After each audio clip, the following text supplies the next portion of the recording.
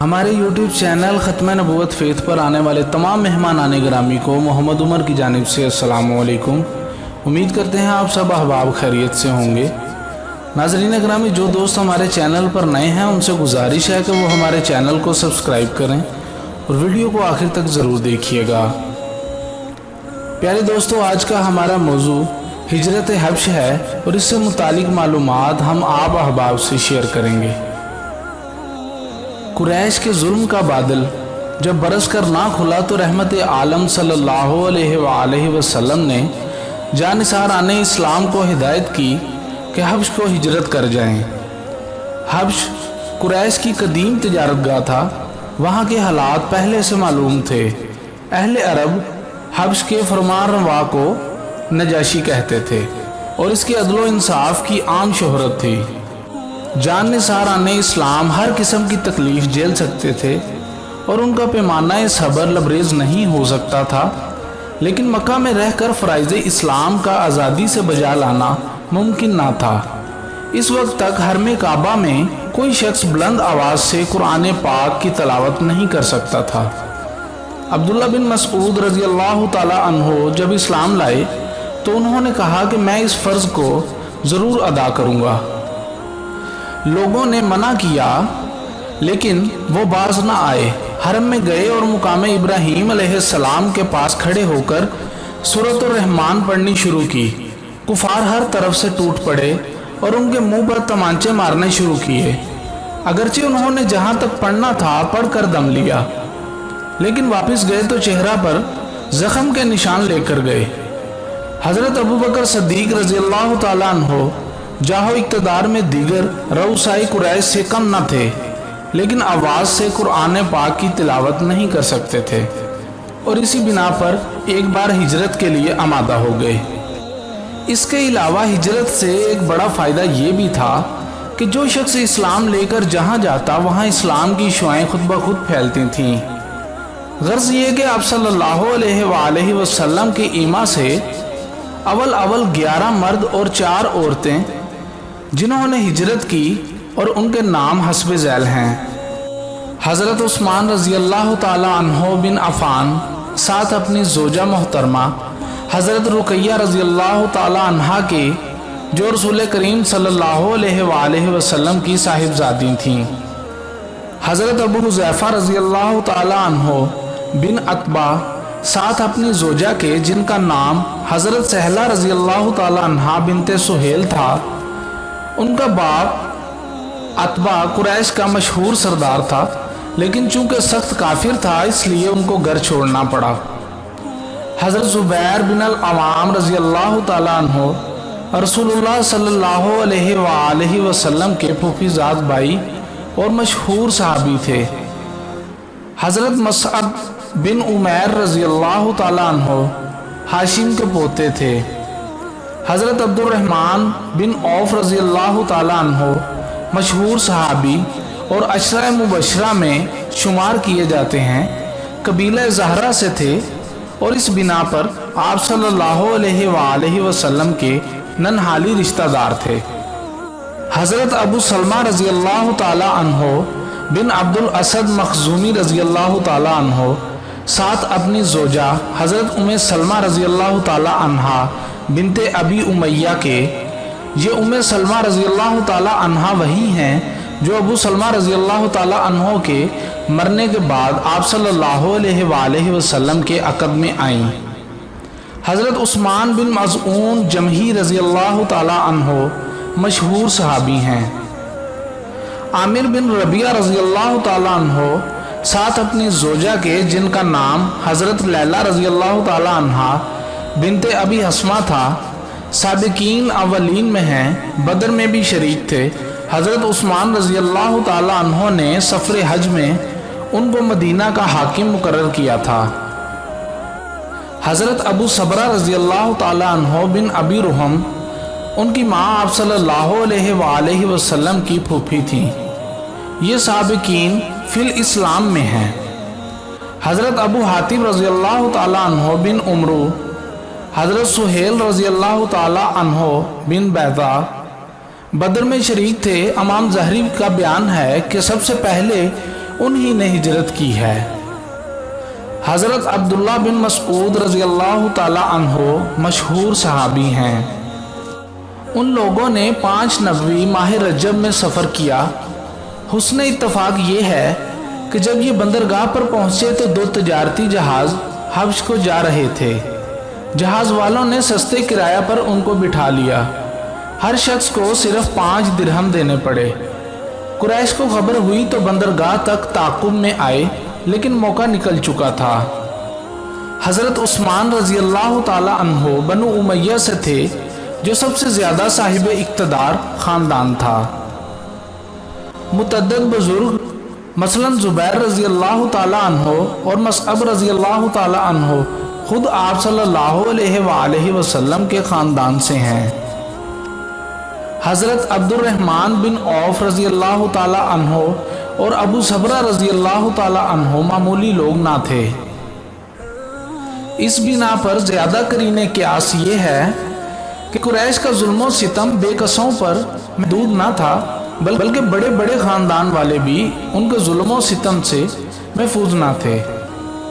نجاشی کی بدولت مسلمان حبش میں امن و امان کی زندگی بسر کرنے لگے، لیکن قریش یہ خبریں سن سن کر پیچ و تاب کھاتے تھے۔ آخر یہ رائے ٹھہری کہ نجاشی کے پاس سفارت بھیجی جائے کہ ہمارے مجرموں کو اپنے ملک سے نکال دو۔ عبداللہ بن ابی ربیعہ اور عمرو بن العاص اس کام کے لیے منتخب ہوئے۔ نجاشی اور اس کے درباریوں میں سے ایک ایک کے لیے گراں بہا تحفے مہیا کیے گئے اور نہایت سر و سامان سے یہ سفارت حبش کو روانہ ہوئی۔ یہ سفراء نجاشی سے پہلے درباری پادریوں سے ملے اور ان کی خدمت میں نظریں پیش کیں اور کہا کہ ہمارے شہر کے چند نادانوں نے ایک نیا مذہب ایجاد کیا ہے، ہم نے ان کو نکال دیا تو آپ کے ملک میں بھاگ آئے۔ کل ہم بادشاہ کے دربار میں ان کے متعلق جو درخواست پیش کریں گے، آپ بھی ہماری تائید فرمائیں۔ دوسرے دن سفراء دربار میں گئے اور نجاشی سے درخواست کی کہ ہمارے مجرم ہمارے حوالے کر دیے جائیں۔ درباریوں نے بھی تائید کی۔ نجاشی نے مسلمانوں کو بلاوا بھیجا اور کہا، تم نے یہ کون سا دین ایجاد کیا ہے جو نصرانیت اور بت پرستی دونوں کے مخالف ہے؟ مسلمانوں نے اپنی گفتگو کرنے کے لیے حضرت جعفر رضی اللہ تعالی عنہ حضرت علی رضی اللہ تعالی عنہ کے بھائی کو انتخاب کیا۔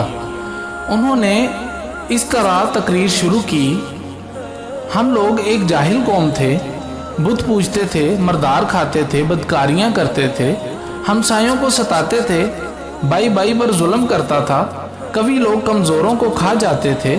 اس اثناء میں ہم میں ایک شخص پیدا ہوا جس کی شرافت اور صدق و دیانت سے ہم لوگ پہلے سے واقف تھے۔ اس نے ہم کو اسلام کی دعوت دی اور یہ سکھلایا کہ ہم پتھروں کو پوجنا چھوڑ دیں، سچ بولیں، خون ریزی سے باز آئیں، یتیموں کو مال نہ کھائیں، ہمسایوں کو آرام دیں، عفیف عورتوں پر بدنامی کا داغ نہ لگائیں، نماز پڑھیں، روزے رکھیں، زکوٰۃ دیں۔ ہم اس پر ایمان لائے، شرک اور بت پرستی چھوڑ دی اور تمام اعمال بد سے باز آئے۔ اس جرم پر ہماری قوم ہماری جان کی دشمن ہو گئی اور ہم کو مجبور کرتی ہے کہ اسی گمراہی میں واپس آ جائیں۔ نجاشی نے کہا، جو کلام الہی تمہارے پیغمبر صلی اللہ علیہ وآلہ وسلم پر اترا ہے کہیں سے پڑھو۔ حضرت جعفر رضی اللہ تعالی عنہ نے سورہ مریم کی چند آیتیں پڑھیں۔ نجاشی پر رکعت طاری ہوئی اور آنکھوں سے آنسو جاری ہو گئے۔ پھر کہا، خدا کی قسم، یہ کلام اور انجیل دونوں ایک ہی چراغ کے پر تو ہیں۔ یہ کہہ کر سفرائے قریش سے کہا، تم واپس جاؤ، میں ان مظلوموں کو ہرگز واپس نہ دوں گا۔ دوسرے دن عمرو بن العاص نے پھر دربار میں رسائی حاصل کی اور نجاشی سے کہا، حضور، آپ کو یہ بھی معلوم ہے کہ یہ لوگ حضرت عیسیٰ علیہ السلام کی نسبت کیا اعتقاد رکھتے ہیں؟ نجاشی نے مسلمانوں کو بلاوا بھیجا کہ اس سوال کا جواب دیں۔ ان لوگوں کو تردد ہوا کہ اگر حضرت عیسیٰ علیہ السلام کے ابن اللہ ہونے سے انکار کرتے ہیں تو نجاشی عیسائی ہے، ناراض ہو جائے گا۔ حضرت جعفر رضی اللہ تعالی عنہ نے کہا، کچھ بھی ہو، ہم لوگوں کو سچ بولنا چاہیے۔ غرض یہ لوگ دربار میں حاضر ہوئے۔ نجاشی نے کہا تم لوگ عیسیٰ علیہ السلام بن مریم علیہ السلام کے متعلق کیا اعتقاد رکھتے ہو؟ حضرت جعفر رضی اللہ تعالی عنہ نے کہا ہمارے پیغمبر صلی اللہ علیہ وآلہ وسلم نے بتایا ہے کہ عیسیٰ علیہ السلام خدا کا بندہ ہے اور پیغمبر اور کلمۃ اللہ ہے۔ نجاشی نے زمین سے ایک تنکا اٹھایا اور کہا واللہ جو تم نے کہا عیسیٰ علیہ السلام اس تنکے کے برابر بھی اس سے زیادہ نہیں ہے۔ بطریق جو دربار میں موجود تھے نہایت برہم ہوئے، نتنوں سے خرخراہٹ کی آواز آنے لگی۔ نجاشی نے ان کے غصہ کی کچھ پرواہ نہ کی اور قریش کے سفیر بالکل ناکامیاب لوٹے۔ اسی اثناء میں کسی دشمن نے نجاشی کے ملک پر حملہ کیا۔ نجاشی اس مقابلے کے لیے خود گیا۔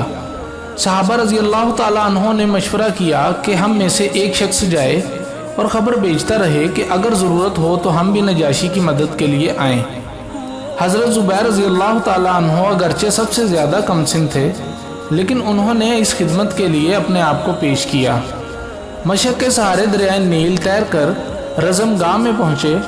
ادھر صحابہ کرام رضی اللہ تعالیٰ عنہ نجاشی کی فتح کے لیے خدا تعالیٰ سے دعا مانگتے تھے۔ چند روز کے بعد زبیر رضی اللہ تعالیٰ عنہ واپس آئے اور خوشخبری سنائی کہ نجاشی کو خدا تعالیٰ نے فتح دی ہے۔ حبش میں کم و بیش 83 مسلمان ہجرت کر کے گئے۔ چند روز آرام سے گزرنے پائے تھے کہ یہ خبر مشہور ہوئی کہ کفار نے اسلام قبول کر لیا ہے۔ یہ سن کر اکثر صحابہ رضی اللہ تعالیٰ عنہ نے مکہ معظمہ کا رخ کیا، لیکن شہر کے قریب پہنچے تو معلوم ہوا کہ یہ خبر غلط ہے۔ اس لیے بعض لوگ واپس چلے گئے اور اکثر چھپ چھپ کر مکہ میں آ گئے۔ جو لوگ حبش سے واپس آ گئے تھے اہل مکہ نے اب ان کو اور زیادہ ستانا شروع کیا اور اس قدر اذیت دی کہ وہ دوبارہ ہجرت کرنے پر مجبور ہوئے۔ لیکن اب کی ہجرت کچھ آسان نہ تھی۔ کفار نے سخت مزاحمت کی، تاہم جس طرح ہو سکا بہت سے صحابہ کرام رضی اللہ تعالیٰ عنہ جن کی تعداد قریباً 100 تک پہنچتی ہے مکہ سے نکل گئے اور حبش میں اقامت اختیار کی۔ جب آپ صلی اللہ علیہ وآلہ وسلم نے مدینہ منورہ کو ہجرت کی تو کچھ لوگ فوراً واپس چلے آئے اور جو لوگ رہ گئے تھے آپ صلی اللہ علیہ وآلہ وسلم نے 7 ہجری میں ان کو بھی بلا لیا۔ کفار کا ظلم اب کمزوروں اور بیکسوں پر محدود نہ تھا۔ حضرت ابو بکر صدیق رضی اللہ تعالیٰ عنہ کا قبیلہ معزز اور طاقتور قبیلہ تھا۔ ان کے یاور اور انصار بھی کم نہ تھے، تاہم وہ بھی کفار کے ظلم سے تنگ آ گئے اور بالآخر حبش کی ہجرت کا ارادہ کیا۔ برق الغماد جو کہ مکہ معظمہ سے یمن کی سمت 5 دن کی راہ ہے وہاں تک پہنچے تھے کہ ابن الدغنا سے ملاقات ہو گئی جو قبیلہ کارا کا رئیس تھا۔ اس نے پوچھا کہ کہاں جا رہے ہو؟ حضرت ابو بکر صدیق رضی اللہ تعالیٰ عنہ نے کہا میری قوم مجھ کو رہنے نہیں دیتی، چاہتا ہوں کہ کہیں الگ جا کر خدا کی عبادت کروں۔ ابن الدغنا نے کہا یہ نہیں ہو سکتا کہ تم جیسا شخص مکہ سے نکل جائے، میں تم کو اپنی پناہ میں لیتا ہوں۔ تو حضرت ابو بکر صدیق رضی اللہ تعالیٰ عنہ اس کے ساتھ واپس آئے۔ ابن الدغنا مکہ پہنچ کر قریش کے تمام سرداروں سے ملا اور کہا کہ ایسے شخص کو نکالتے ہو جو مہمان نواز ہے، مفلسوں کا مددگار ہے، رشتہ داروں کو پالتا ہے، مصیبتوں میں کام آتا ہے۔ قریش نے کہا لیکن شرط یہ ہے کہ ابو بکر رضی اللہ تعالیٰ عنہ نمازوں میں چپ کے جو چاہیں پڑھیں، آواز سے قرآن پاک پڑھتے ہیں تو ہماری عورتوں اور بچوں پر اثر پڑتا ہے۔ حضرت ابو بکر صدیق رضی اللہ تعالیٰ عنہ نے چند روز یہ پابندی اختیار کی، لیکن آخر کار انہوں نے گھر کے پاس ایک مسجد بنا لی اور اس میں خضوع و خشوع کے ساتھ بآواز بلند قرآن پاک کی تلاوت کرتے تھے۔ وہ نہایت رقیق القلب تھے، قرآن پاک پڑھتے تو بے اختیار روتے، عورتیں اور بچے ان کو دیکھتے اور متاثر ہوتے تھے۔ قریش نے ابن الدغنا کو شکایت کی۔ اس نے حضرت ابو بکر رضی اللہ تعالیٰ عنہ سے کہا کہ اب میں تمہاری حفاظت کا ذمہ دار نہیں ہوں۔ حضرت ابو بکر رضی اللہ تعالیٰ عنہ نے کہا مجھ کو خدا کی حفاظت بس ہے، میں تمہاری جوار سے استعفیٰ دیتا ہوں۔ تو ناظرین گرامی، ہم اپنی اگلی ایپیسوڈ میں शुएब अबू तालिब में मैसूर होना बयान करेंगे। तो प्यारे दोस्तों, जो इल्म मैंने आपसे बयान किया है, मोहब्बत मुस्तफ़ा सल्लल्लाहु अलैहि वसल्लम अपने दिलों में कायम रखते हुए ये आपकी और मेरी ज़िम्मेदारी है कि इस इल्म के पैगाम को ख़ुद सुनकर अपने दोस्त अहबाब के साथ शेयर करके आम करें।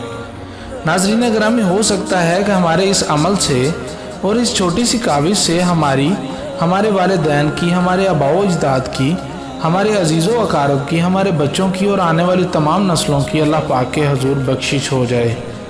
अल्लाह पाक हमें अमल करने की तौफीक अता फरमाए।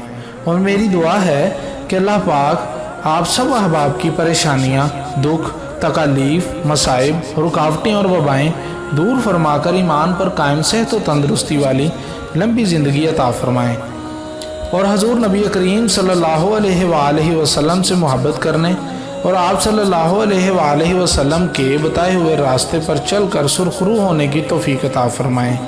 आमीन या रब्बुल आलमीन।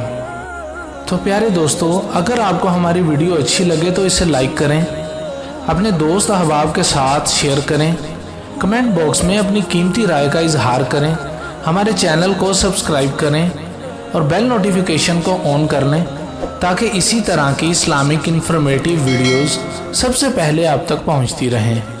इसी के साथ इजाज़त दीजिए। अल्लाह पाक आपका हामी और नासिर हो।